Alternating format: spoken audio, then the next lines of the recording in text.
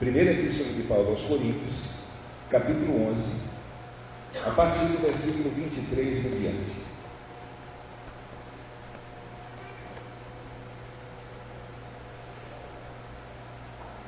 Primeira Coríntios, capítulo 11, a partir do versículo 23 está escrito: Porque eu recebi do Senhor o que também vos ensinei, que o Senhor Jesus, na noite em que foi traído, tomou o pão, e tendo dado graças, o partiu e disse: Tomai e comei, e isto é o meu corpo, que é partido por vós. Fazei isso em memória de mim. Semelhantemente, também depois de cear, tomou o cálice, dizendo: Este cálice é o novo testamento no meu sangue.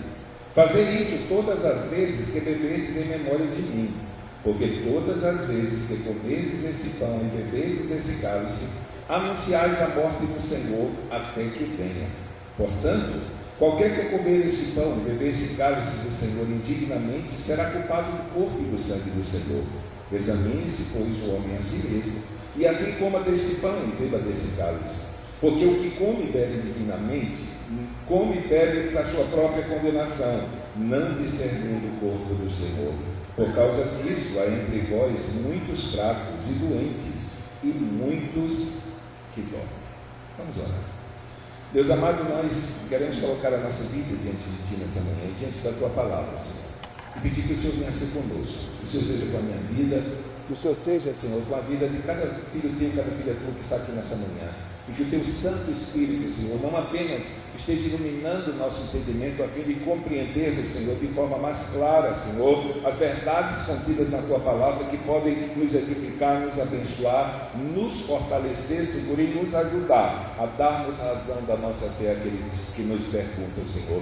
Por isso, pedimos que o Senhor, não apenas pelo Teu Espírito, torne a Tua mensagem, Senhor, clara ao nosso coração, mas também que pelo Teu Espírito, o Senhor, aplique a Tua palavra ao nosso coração, a fim de que não apenas, Senhor, ela se torne uma expressão de fé verbal, Senhor, mas uma expressão de fé prática. Por isso, sei que cada um de nós nessa manhã, nós te pedimos e te pedimos em nome de Jesus. Mais uma vez, nós estamos reunidos para celebrar a ceia do Senhor. Mês a mês, nós nos reunimos para obedecer essa ordenança. A ceia em si é um momento de recordação.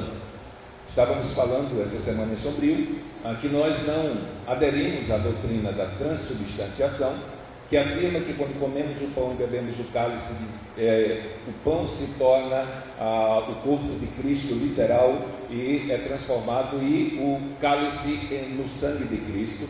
Na verdade, esses dois elementos são símbolos de uma realidade muito maior, né? Então, nós não acreditamos que haja uma transformação de elementos ao serem ingeridos por nós. Também não defendemos a teoria da consubstanciação, de que de alguma maneira a presença de Cristo real esteja sobre este ato, e a presença de Cristo de forma mais intensa se revele a nós nesse culto, principalmente porque a promessa de Jesus Cristo é estar conosco todas as vezes que nos reuníssemos em seu nome, e não apenas no momento da ceia. E ainda nos momentos em que nós não estivéssemos reunidos em seu nome, Ele estaria conosco todos os dias até a consumação dos séculos. Mas há algo de especial nesse culto. É um único dos cultos que nós de verdade permitimos que o culto governe a nossa pregação. Todas as vezes que viemos nos demais cultos da igreja, tanto no de terça-feira como nos de domingo à noite, que vai reiniciar hoje, então temos culto hoje às 9h30 da manhã e teremos de volta o nosso culto às 19 horas hoje à noite. Então, tanto no culto de terça e no culto de domingo, nós permitimos nesse sentido que a Bíblia governe a nossa pregação, pelo fato de comumente estarmos expondo o livro das Escrituras. Então, aqui no culto da ceia, nós de maneira especial permitimos que a nossa pregação seja levada pelo culto, a fim de que ele cumpra o seu propósito real, um propósito didático, como era as festas em Israel.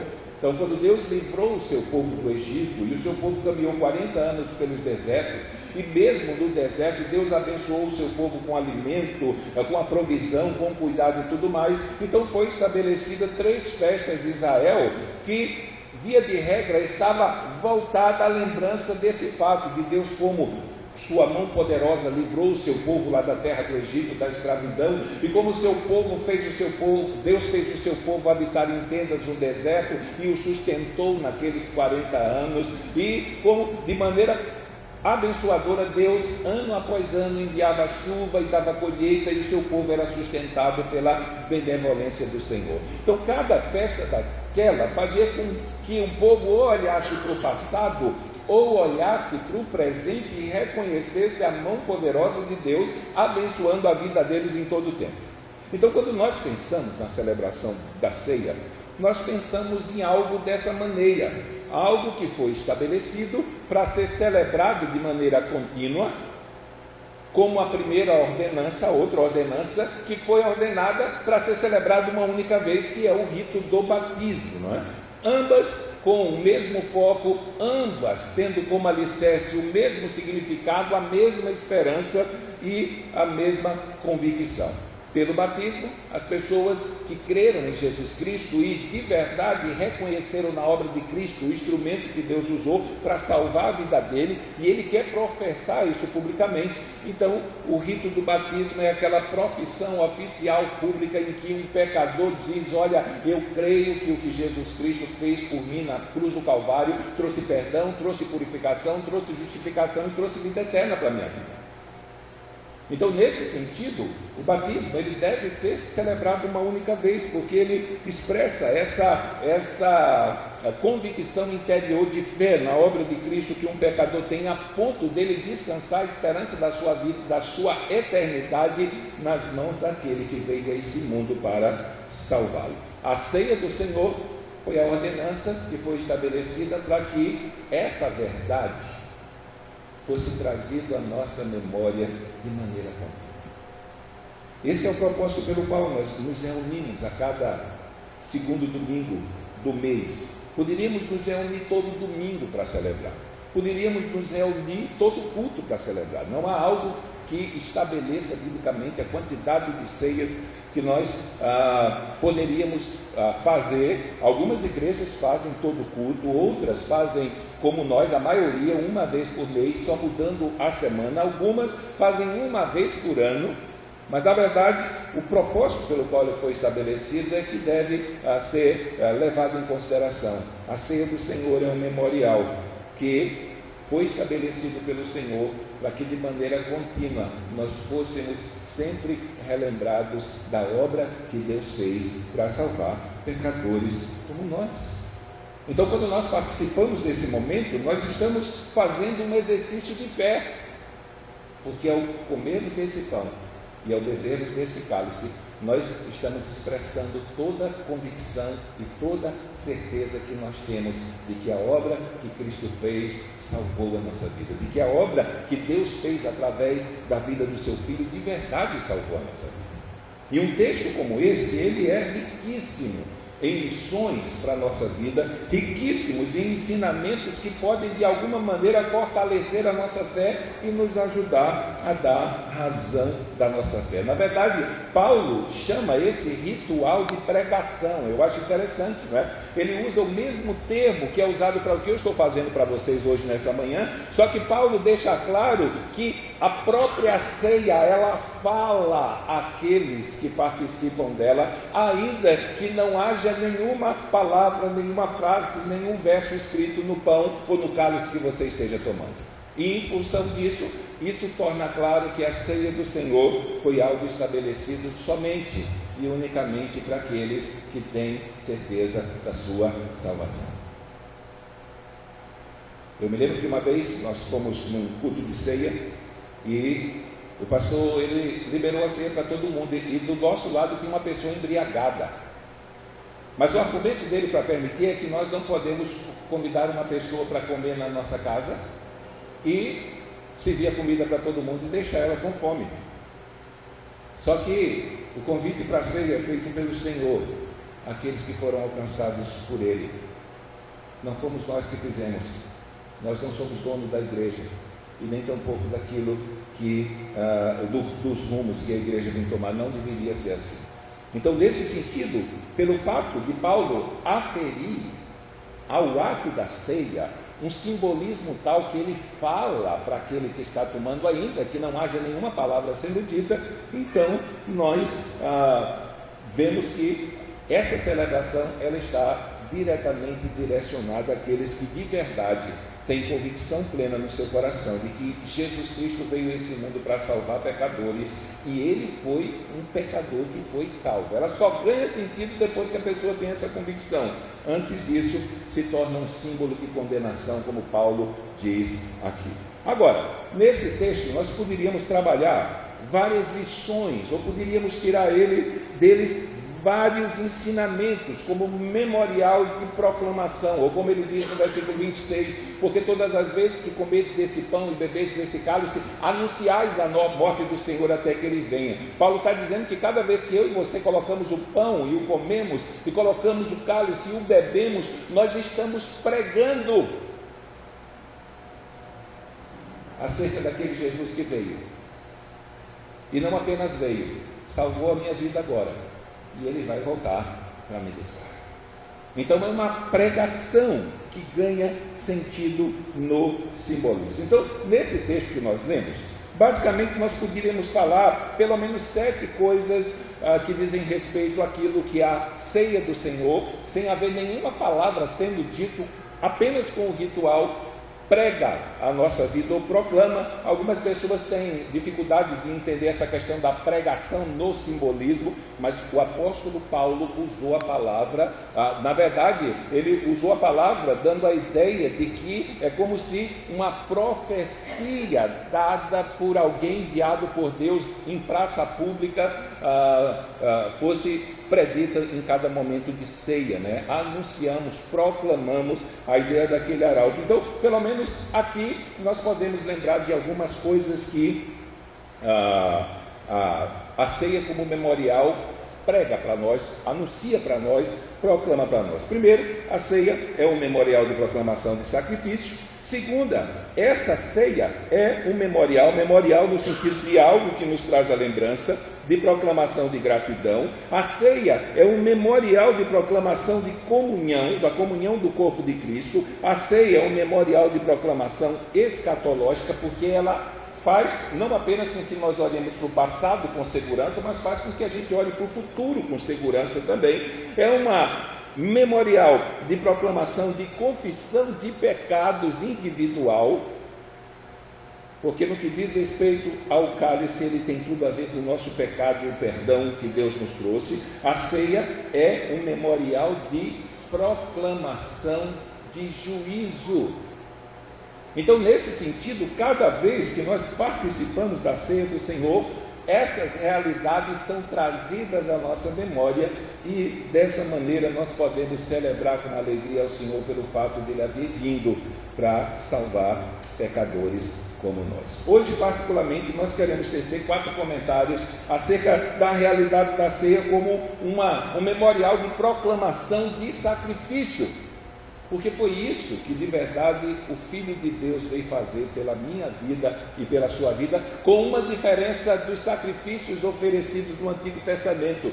É que agora esse sacrifício veio a ser oferecido de forma perfeita, de forma completa e de forma definitiva.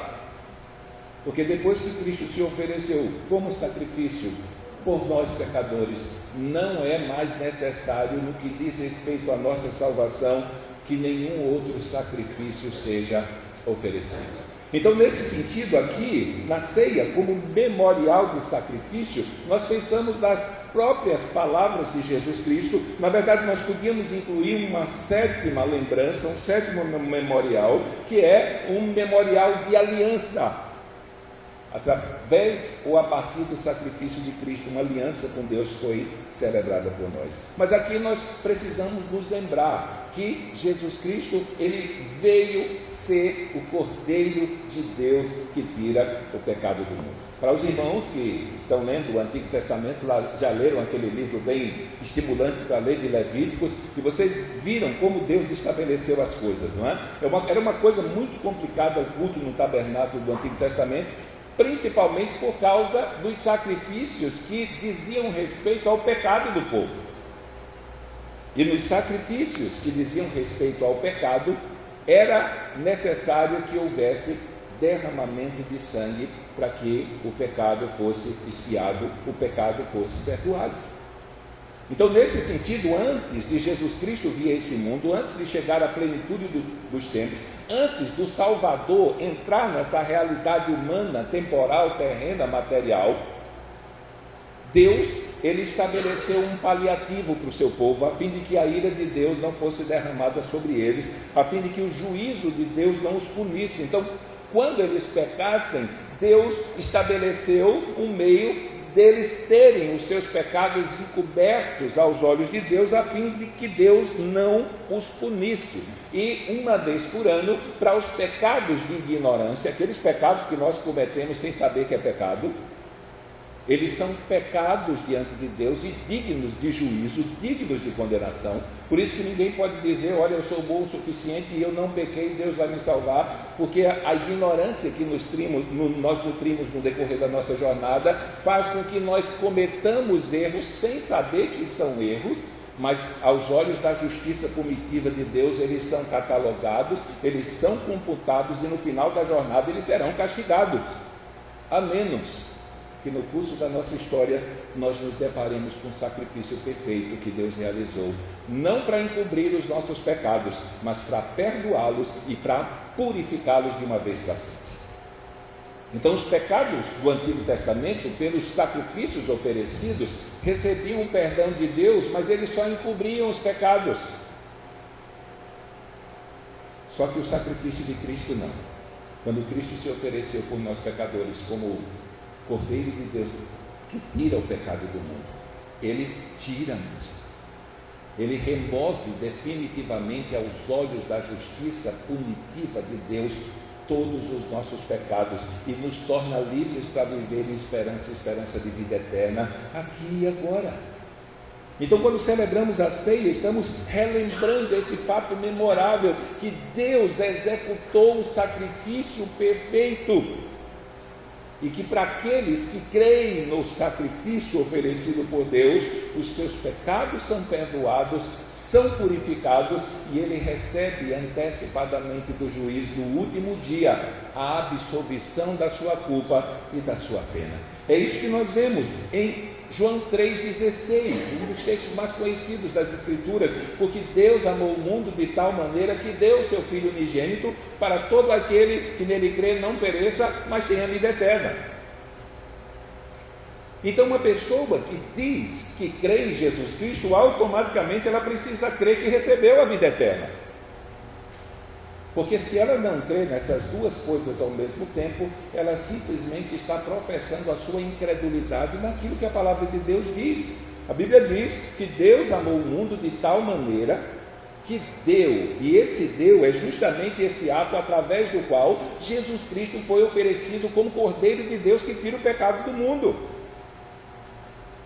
Ele sacrificou, numa linguagem mais básica, ele castigou o Filho dele no nosso lugar, para que pela fé nele nós tivéssemos liberdade de esperança e de confissão de vida eterna. Então, Deus amou o mundo de tal maneira que deu o seu Filho unigênito para que todo aquele que nele crê não pereça, no sentido da condenação e no sentido da corrupção definitiva, porque ele não apenas nos livrou do castigo, da culpa e do castigo dos nossos pecados, mas depois que entregamos a vida dele, ele vai nos livrando da corrupção do nosso pecado, e pelo seu Espírito vai santificando a nossa vida. Mas se eu creio, então, como consequência da minha expressão de fé, a minha próxima confissão é: eu tenho vida eterna. Ou, numa linguagem mais comum, eu estou salvo. E quando nós dizemos isso para uma pessoa que não conhece o Evangelho, ainda não foi impactado com essa mensagem, ela vai dizer: olha, você é orgulhoso, você é soberbo, porque ninguém pode dizer que sabe para onde vai depois que morrer. Mas não é a gente que está dizendo para onde vai. É a palavra de Deus que diz para onde vai todo aquele que crê em Jesus Cristo. E se eu digo que creio em Jesus Cristo e não sei para onde eu vou, é porque eu ainda não acreditei na obra que Ele fez. Mas Deus foi tão bom que enviou o seu Filho, apesar da nossa incredulidade, as nossas dificuldades de crer, a fim de que, à medida que formos expostos por essa mensagem, nós possamos alcançar a vida eterna e não perecer mais longe de Deus. Paulo, em Romanos 5, capítulo 8, ele vai dizer que Deus continua provando o seu amor para conosco, pelo fato de Cristo, Ele ter oferecido Cristo por nós, sendo nós ainda pecadores. Ou seja, Deus ofereceu o seu Filho e trouxe o seu Filho a esse mundo justamente por isso. Porque se fôssemos olhar para nós, nenhum de nós poderia ter esperança de vida eterna. Mas quando olhamos para a cruz e cremos na obra que Jesus Cristo fez para nos salvar, por causa da obra de Cristo, Deus bate o seu martelo e simplesmente declara: você está absolvido, você está livre e agora você pode me servir livremente e aguardar a minha vida. Segunda coisa que nós podemos ver nesse memorial de sacrifício é porque no sacrifício nós proclamamos a certeza daquilo que Paulo vai chamar em Romanos 3,25 de propiciação. Ele é a propiciação pelos nossos pecados, porque depois de haver tido fé em Jesus Cristo, nós estamos certos de que a condenação nunca mais alcançará a nossa vida, a ira de Deus nunca mais alcançará a nossa vida, justamente por causa da justiça de Cristo que vem sobre nós num ato de fé. Cristo nos representou diante de Deus. Ele foi tentado, mas ele não pecou em nada. Ele obedeceu toda a lei no nosso lugar e ele foi castigado mesmo assim. Ele experimentou o salário do pecado sem nunca ter pecado. E aí nós nos relembramos que o pecado que estava sendo castigado na cruz era o meu, era o seu, era o de todo aquele que de verdade no curso da sua história vai vir a crer. Então, quando Cristo ele se oferece e derrama o seu sangue não apenas perdoa os nossos pecados, mas ele simplesmente apaga, e diante dos olhos de Deus como juiz, todo o nosso pecado é removido. Ele é a nossa cobertura protetora para com a ira de Deus. É muito semelhante ao que nós fazemos quando começa a chover e nós vamos sair. Então nós não queremos nos molhar. O que nós fazemos? Pegamos o guarda-chuva, armamos e saímos na chuva. Então, enquanto estivermos debaixo de um guarda-chuva, dependendo da chuva também, mas uma chuva normal, a água que está sendo derramada, ela está caindo fora, mas eu estou protegido daquela água, porque eu estou sendo protegido pela água do guarda-chuva. É assim que acontece com a sua vida em relação ao castigo eterno quando você crê em Jesus Cristo. Cristo vem e nos encobre com a sua justiça. E cada vez que Deus olha para mim e para você, o que Ele enxerga é a justiça perfeita do seu Filho, que foi feita por nós. E enquanto estamos debaixo de Cristo, a ira de Deus e o castigo eterno nunca mais nos alcançará. Nunca mais.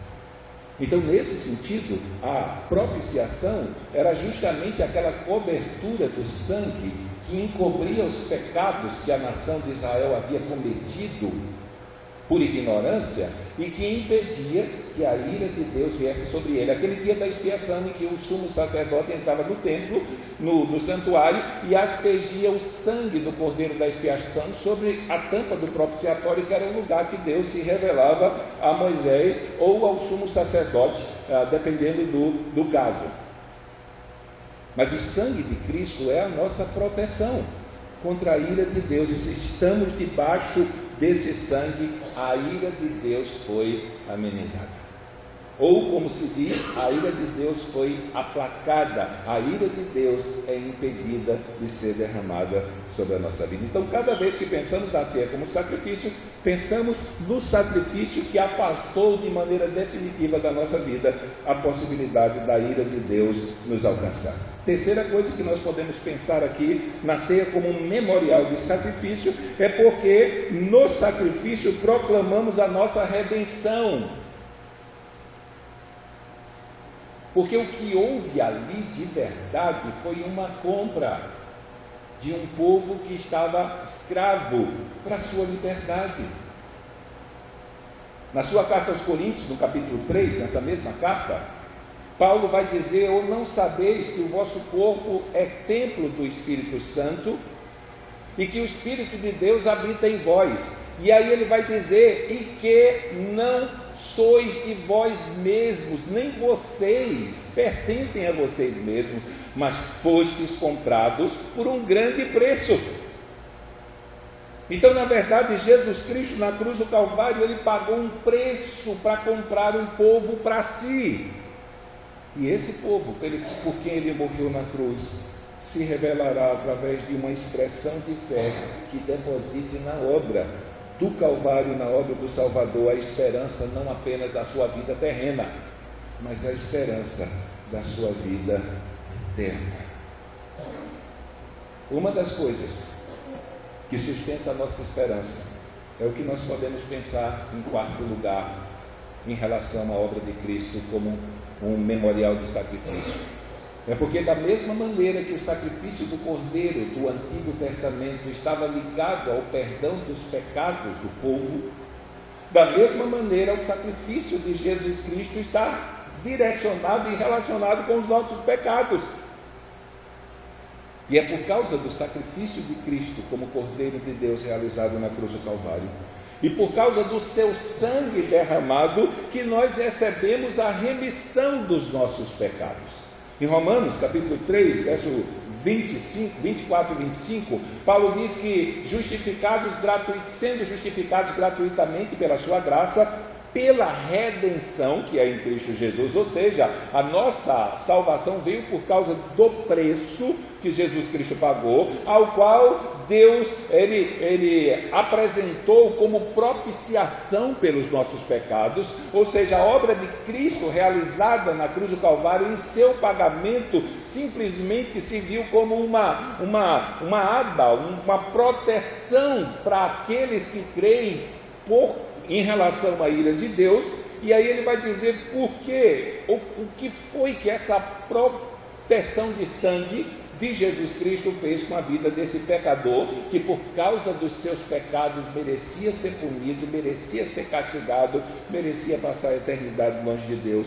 Ele vai dizer que como propiciação pelos nossos pecados, propiciação para a remissão dos nossos pecados. Então, remissão dos nossos pecados significa literalmente, em Paulo ali, o perdão total da nossa dívida diante da justiça de Deus. Então, o que Cristo fez na cruz do Calvário? Ele não apenas foi diante da justiça de Deus e assumiu a culpa de todos os nossos pecados, e quando eu falo de todos os nossos pecados, é todos os nossos pecados por toda a nossa vida. Cristo foi castigado naquela cruz, não apenas pelos pecados que haviam sido cometidos naquele momento, ou os pecados que eu e você cometemos até o momento em que nós entregamos a nossa vida a Ele quando cremos, mas Cristo recebeu na cruz o castigo dos nossos pecados, até o último que nós vamos cometer até o final da nossa vida. Nós vamos ter que prestar conta dos nossos pecados que não foram confessados diante da justiça de Deus. Em 2 Coríntios capítulo 5, 10, Paulo diz isso: importa que compareçamos perante o tribunal de Cristo para darmos conta do bem e do mal que fizemos por intermédio do corpo.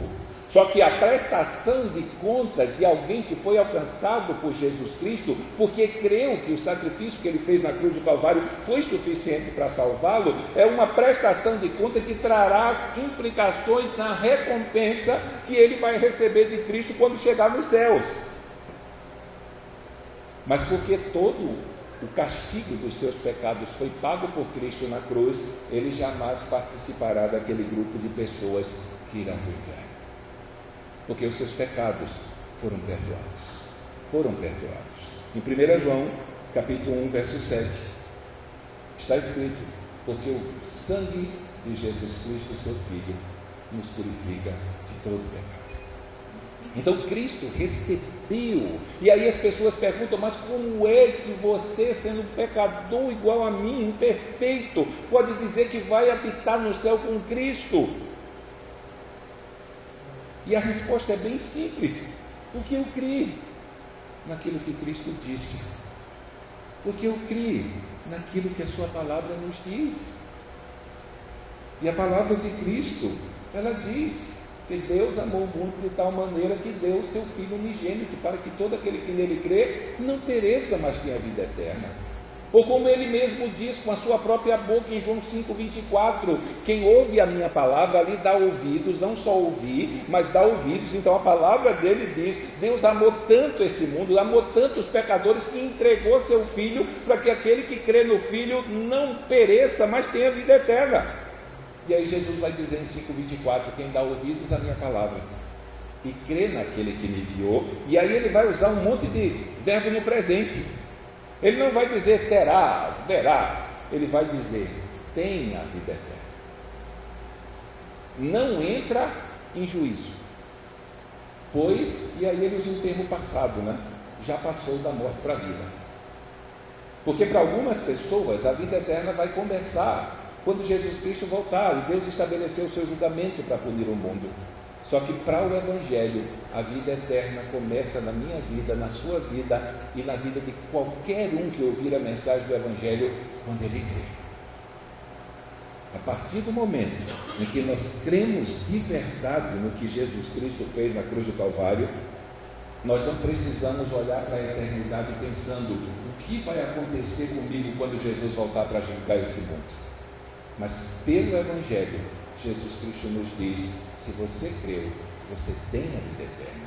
Os seus pecados foram perdoados, você foi absolvido da culpa e da pena e do castigo eterno. E agora, você pode aguardar a minha vinda. Como diz Hebreus capítulo 9, 28, que ele virá segunda vez sem pecado, não precisa mais oferecer sacrifício, porque o sacrifício dele foi oferecido. Para quem é que Jesus vai voltar? Ele diz, para aqueles que o aguardam para a salvação. Então toda a nossa esperança, toda a nossa expectativa, toda a nossa certeza de vida eterna e a confiança que nós temos que se partirmos hoje vamos estar com o Senhor, não vamos para outro lugar, é porque Ele nos ajudou a crer que aquilo que está escrito nesse livro é verdade, que aquilo que Ele fez é verdade, e a sua palavra diz que aquele que crê no que Cristo fez, que está registrado no Evangelho, ele tem a vida eterna. O reino de Deus está ao alcance dele. É isso que Jesus pregou quando veio. Arrependei-vos, porque o reino de Deus está próximo. E o próximo ali não é uma questão temporal. O próximo ali é uma questão de distância. O que Jesus está dizendo é que por causa da sua vinda e da obra que ele veio realizar, o reino de Deus está ao alcance da vida dos pecadores. Só que esses pecadores não o alcançam com a sua mão. Eles o alcançam pela sua fé em Jesus Cristo. Pela sua fé em Jesus Cristo. Quem ouve a minha palavra e crê naquele que me enviou, tem a vida eterna. Não entra em juízo, mas já passou da morte. Eu quero que você mude a sua cabeça. Pense nisso. Ele veio. Nem a história pode negar. E ele morreu, ressuscitou, ascendeu aos céus. Para que cada um de nós, que por nossos pecados não podemos ter esperança de vida eterna, por causa da obra dele, possa ter. E possa descansar a sua alma aos cuidados do Deus que nos amou de tal maneira que deu seu Filho unigênito, para que todo aquele que nele crê não pereça, mas tenha a vida eterna. E nessa manhã, celebrando a ceia do Senhor, como um memorial de proclamação do sacrifício, nós depositamos toda a esperança da nossa vida, tanto terrena como eterna, nas mãos do Cordeiro de Deus, que vive o pecado do mundo. Por isso, feche seus olhos e olhe ao Senhor desse momento. Agradeça a Deus por essa obra maravilhosa que Ele realizou por nós, na cruz do Calvário. Deus amado, nós estamos felizes, Senhor, nessa manhã. Estamos felizes porque nós não estamos celebrando, Senhor, um ato que trouxe benefícios terrenos para nós. Se bem que a obra de Cristo, ela tem trazido benefícios maravilhosos para a nossa vida, tanto no que diz respeito à nossa vida espiritual, como no que diz respeito à nossa caminhada lidando, Senhor, com as coisas desse mundo.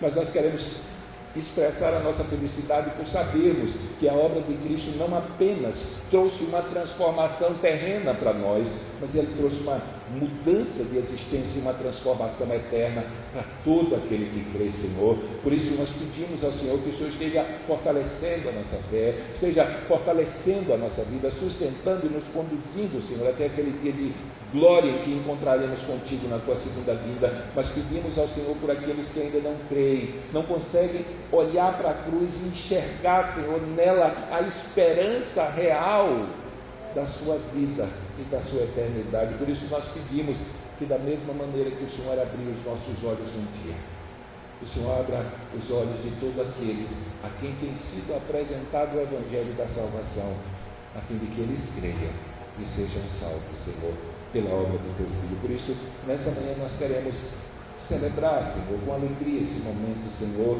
ó Deus, em que nós podemos, a partir do pão e a partir do cálice, lembrarmos que o Senhor foi castigado no nosso lugar, e o castigo que nos traz a paz, Deus já lançou sobre ti, Jesus, a fim de que não houvesse mais sacrifício para nós, e pelo Teu sangue nós possamos lembrar que foi por causa dele, sendo derramado como sacrifício pelos nossos pecados, foi por tua causa, Jesus, sendo oferecido como Cordeiro de Deus, que tira os pecados do mundo, que os nossos pecados foram cancelados, como Pedro diz, Senhor, lá em Atos 3,19, e foram removidos eternamente de diante da tua lei, Senhor. Por isso, que nessa manhã nós venhamos celebrar esse momento de maneira alegre, Senhor, e feliz por sabermos que podemos não apenas olhar para a nossa vida futura aqui nesse mundo com um olhar de esperança, apesar do peso do pecado e das adversidades que se levantarão até o fim dela, mas nós podemos olhar para a eternidade com um olhar de esperança,